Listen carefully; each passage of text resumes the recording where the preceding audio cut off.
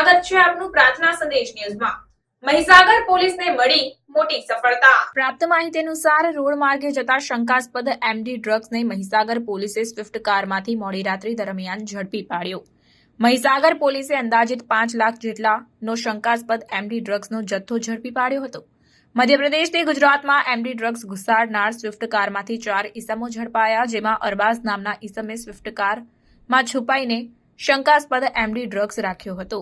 સંતરામપુર તાલુકાના વાંકાનાળા પાસે મહીસાગર પોલીસે કાર ચેક કરતા શંકાસ્પદ એમડી ડ્રગ્સ ઝડપ્યો હતો।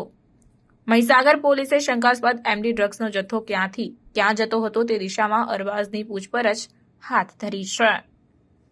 રિપોર્ટર સાગર ઝાલા, મહીસાગર।